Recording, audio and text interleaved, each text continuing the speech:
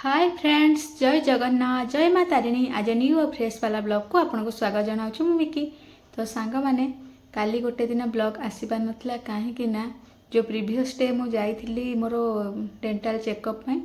तो से दिन ब्लॉगटा मत लेट करके माने काली पकई। तो काली ब्लॉग मुझे सेमती किसी सुट कर नी एमती माने ड्यूटी एमती सेमती व्यस्त रही जाइली। तो आज एबे हो गला केतटा टाइम 2टा आ 2टारे मो ड्यूटी आसिकी रोषे कर सारे। आ रोषे जेहेतु मत ए सॉफ्ट फूड खायार अच्छे माने मु भावुँ डॉक्टर तो मत कहते 2-4 दिन खाइबनी माने टिके हार्ड फूड न खायापी, किंतु मु भावुँ मु एटलिस्ट माने 4-5 दिन जी माने मु पारिबी से जाए खाइबा टिके सॉफ्ट फूड खाया को ट्राए करी। तो आज सॉफ्ट फूड रे लंच रे कौन बन आपको देखा खाइबार मुझे बनई देती ये अरुआ भात जोटा कि पूरा सॉफ्ट पूरा बनई पूरा ये दे दीजिए अल्प घी ये घी भातटा खायापी बहुत बढ़िया लगे। आउ रहा ये सोयाबीन ये पूरा सॉफ्ट फूड खायापी भी भल लगे। आ मोर जेहेतु डेंटाल मान ट्रिटमेंट भी होती आराम से खाई हम। देखो खाइला भितर केते झाल पूरा बाहरी सारा, किंतु तथापि मु आज एत गरम रे भी घी सहित भात खाऊँ कि माने टेस्ट मत किसी जना पड़नी। एवं जेहेतु मोर जो डेंटाल केयर मान जो ट्रिटमेंट है मत लगुच मो दांतर किसी माने सेमती माने टेस्ट जना पड़नी। जहाँ खाइले भी मत लगुच कि खाई ना खाई एमती गोटे अलग फिल हो। तो मुझे भाविली टिके गुआ घी टे खाई आ गुआ घीर भी माने भल माने देहपाई भी भल ता सहित हिलिंग भी भल। तो मुझे भाविली गुआ घी भात टे खाईदे ता सहित रहा मोर ये कौन कि सोयाबीन कषा जोटा कि बिना माने बहुत ही कम मसला जोटा कि देकी बनई रेसिपीटा कहूँ ए मुझे टिके टमाट भी यूज करनी। ए मुझे फास्ट माने टिके हलदी गुंड लुण आ टिके लंका गुंड आउ दही आ चाट मसला ये देकी बनई माने बहुत कम टाइम भितर जमती पूरा 5-10 मिनिट भितर हम से अनुसार मुझे बनई सोयाबीनटा। आउ यहाँ को मैंने फास्ट कौन कले कि सोयाबीन को जमती आपण मैंने जानते जब भी सोयाबीन आम रोषे करते प्रायतः उषुम पानी टिके समय भिजे दिखती तापर बनाती। तो से अनुसार मुझे बनई सोयाबीन कषाटा आई भात गुआ घी भात खाइबा। मोर तो गुआ घी छोट बेलू बहुत पसंद। सोयाबीन टा केमती लगे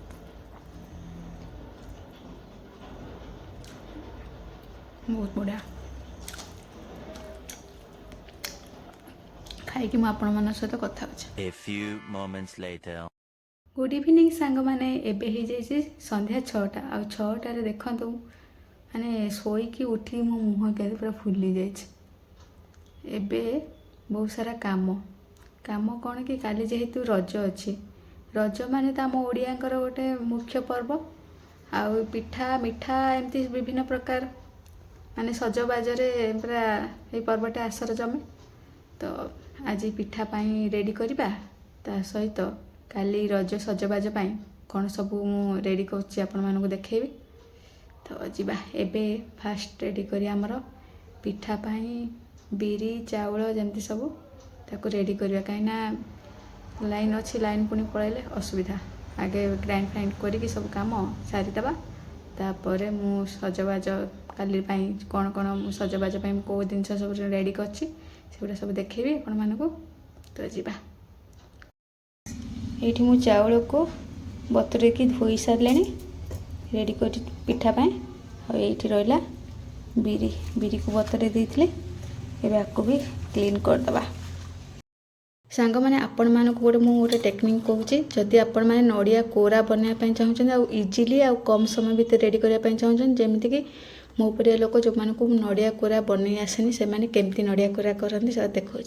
तो आपण मैंने एमती छोट छोट पीस करदे नड़िया को तापर ग्राइंड करदे। ग्राइंड कलापर देखिए पूरा बहुत बढ़िया से नड़िया कोर रेडी हो आपको ग्राइंड कर देखा।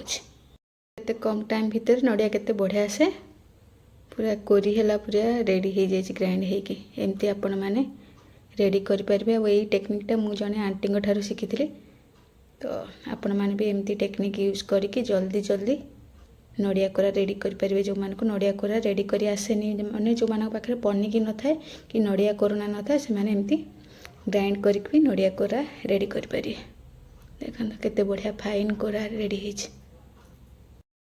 नड़िया कोरा तो सांग मैंने जानले केमती कौन रेडी हम आउ नड़ियार जो यही जो हार्ड सेलटा केमती अलग हम मुझे कहूँ जोटा कि जी वे यहाँ को आपण मैंने उषुम पानी रे किसी समय पे 5 ରୁ 10 मिनिट जाए ताकू फुटेदेवे। फुटेदेला द्वारा यहाँ सेलटा बहुत बढ़िया से नड़ियारू डिटाच हो।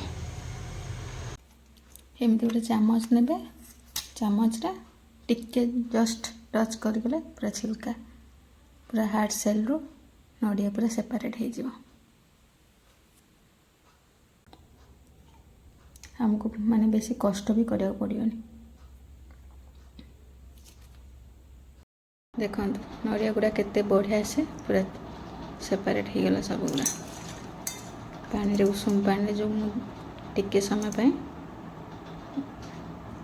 बॉईल करथिले। एबे पोड़ पिठा पाए नड़िया कटाकटी करके रेडी करछि मु।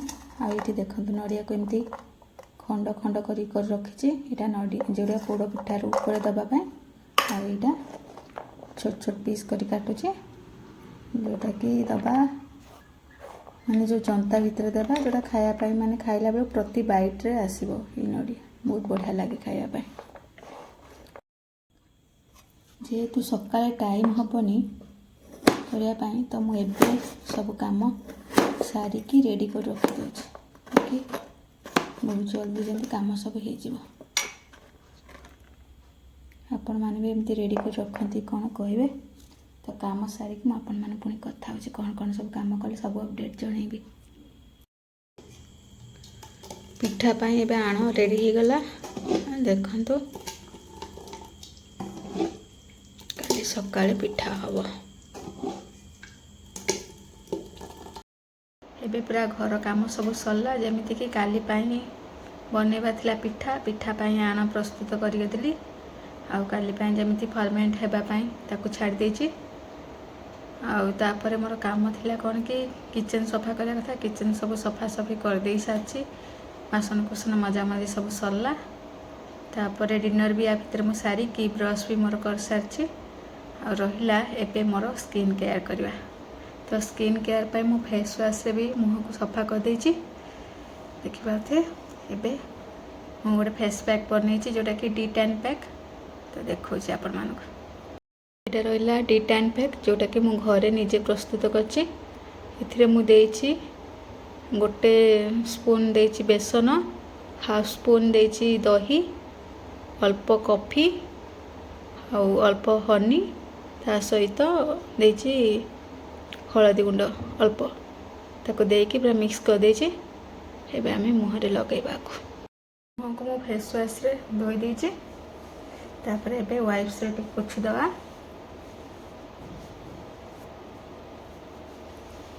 तापर लगेबा फेस पैक।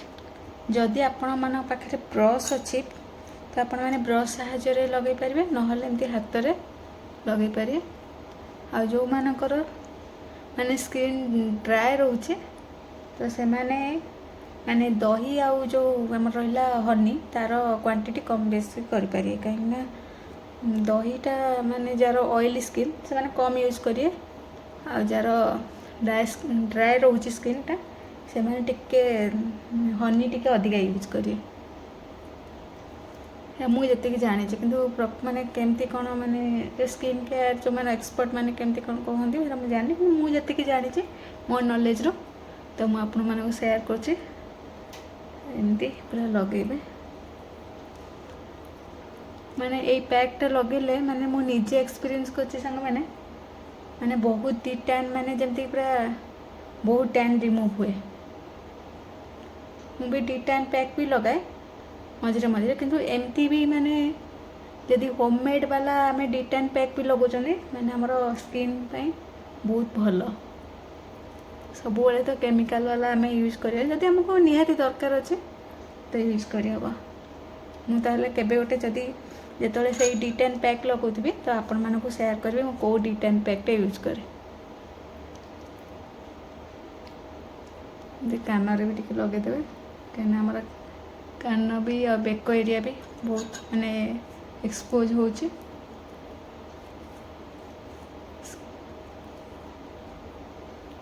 ସନ୍ ଏକ୍ସପୋଜର ଯେଉଁ ଜାଗା ହେଉଛି ସେ ଜାଗାକୁ ଆପଣମାନେ ଲଗେଇବେ ଆମର ଏଇ D10 ପ୍ୟାକ୍। ଯଦି ଆପଣଙ୍କ ପାଖରେ ମାନେ ଯଦି ଆପଣଙ୍କୁ ଲାଗୁଛି ଆପଣ ହାତ ବି ମାନେ ଟ୍ୟାନିଂ ହେଇଛି ତ ଆପଣ ହାତରେ ବି ୟୁଜ୍ କରିପାରିବେ।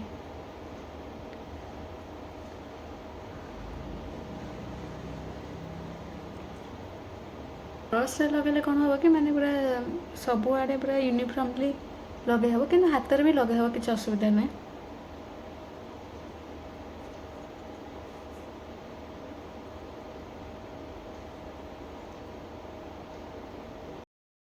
ଏବେ ଯେଉଁ ମାନେ ଟ୍ୟାନିଂ ପାଇଁ ମୁଁ ଫେସ୍ ପ୍ୟାକ୍ଟା ଲଗେଇଛି ୟାକୁ ଲଗେଇକି ଛାଡ଼ିଦେବା 15ରୁ 20 ମିନିଟ୍। ତା ଭିତରେ ମାନେ ଫେସ୍ ପ୍ୟାକ୍ଟା ବହୁତ ବଢ଼ିଆ ସେ ଆମର ଡ୍ରାଏ ହେଇଯିବ, ଆଉ ସ୍କିନ୍ରେ ମାନେ ଯେଉଁ ଆମର ଯାହା ଟ୍ୟାନିଂ ଯାହା ହେଇଥିବ ଆଉ ଯାହା ମାନେ ଡେଡ୍ ସ୍କିନ୍ ଥିବ ସେଗୁଡ଼ାକ ବି ମାନେ ଆବଜର୍ବ କରିବ, ଏଇ ଯେଉଁ ଫେସ୍ ପ୍ୟାକ୍ଟା ଆବଜର୍ବ କରିକି ମାନେ ଫେସ୍କୁ ଗୋଟେ ମାନେ ଫ୍ରେଶ୍ ଲୁକ୍ ଦେବ। ତ ସେଇ ପର୍ଯ୍ୟନ୍ତ ଆମେ ୱେଟ୍ କରିବା। 20 ମିନିଟ୍ ହେଇସାରିଲାଣି, ଦେଖିପାରୁଥିବେ ପୁରା ଡ୍ରାଏ ବି ହେଇସାରିଛି ଆମର ଫେସ୍ ପ୍ୟାକ୍ଟା। ଏବେ ଆମେ ୟାକୁ ଗୋଟେ ସଫା କପଡ଼ା ନହେଲେ ୱାଇପ୍ସରେ ଧୋଇଦେବା। ଦେଖିପାରୁଥିବେ ସାଙ୍ଗମାନେ ଫେସ୍ ପ୍ୟାକ୍ ଲଗେଇକି ମୁହଁକୁ ସଫା କଲା ପରେ ଫେସ୍ କେମିତି କ'ଣ ଲୁକ୍ ରହୁଛି। ଆଉ ଏବେ ଯେହେତୁ ଫେସ୍ ଟିକେ ଡ୍ରାଏ ଲାଗେ, ଆପଣମାନେ ପାଖରେ ଯଦି ମଶ୍ଚରାଇଜର୍ ଅଛି ମଶ୍ଚରାଇଜର୍ ୟୁଜ୍ କରିପାରିବେ, ନହେଲେ ତ ଆପଣମାନେ ଆଲୋଭେରା ଜେଲ୍ ୟୁଜ୍ କରିପାରିବେ। ଆଉ ଯଦି ଦିନ ବେଳେ ଆପଣ ଏଇ D10 ପ୍ୟାକ୍ ୟୁଜ୍ କରୁଛନ୍ତି ତ ଆପଣମାନେ ମଶ୍ଚରାଇଜର୍ ପରେ ସନସ୍କ୍ରିନ୍ ଲଗାଇଦେବେ। ରାତିରେ ହେଲେ ସନସ୍କ୍ରିନ୍ ୟୁଜ୍ କରିବାକୁ ପଡ଼ିବନି, ଆପଣ ଜଷ୍ଟ ଖାଲି ଯେକୌଣସି ବି ମଶ୍ଚରାଇଜର୍ ଜେଲ୍ ଲଗାଇ ପାରିବେ। ସ୍କିନ୍ କେୟାର ରୁଟିନ୍ ତ ସରିଲା। ତ ଏବେ ସାଙ୍ଗମାନେ ମୁଁ ଆପଣମାନଙ୍କୁ ଦେଖାଉଛି, କାଲି ଯେହେତୁ ରଜ ଅଛି ଆଉ ଝିଅମାନଙ୍କ ପାଇଁ ରଜ ତ ଗୋଟେ ସ୍ପେଶିଆଲ୍ ପର୍ବ, ତ ସେଇ ରଜରେ ମୁଁ କ'ଣ ସଜବାଜ ହେବା ପାଇଁ କ'ଣ ସବୁ ଜିନିଷ ସବୁ ରାତିରୁ ସାଇଜ୍ କରି ରଖିଦେଇଛି, କାହିଁକିନା କାଲି କାଳେ ବ୍ୟସ୍ତ ରହିଯିବି ମାନେ ସଜବାଜ ହେଇପାରିନି। ତ ଆଜିଠାରୁ ମୁଁ ସବୁ ସଜେଇକି ରଖିଦେଇଛି। ଆଉ କ'ଣ ସବୁ ସଜେଇକି ରଖିଛି ଚାଲନ୍ତୁ ଆପଣମାନଙ୍କୁ ଦେଖାଉଛି। ଯେହେତୁ କାଲି ଅଛି ରଜ, ପହିଲି ରଜ, ତ ମୁଁ ରଜ ପାଇଁ ଏଇଠି ସଜବାଜ ସବୁ ରେଡ଼ି କରିଦେଇଛି।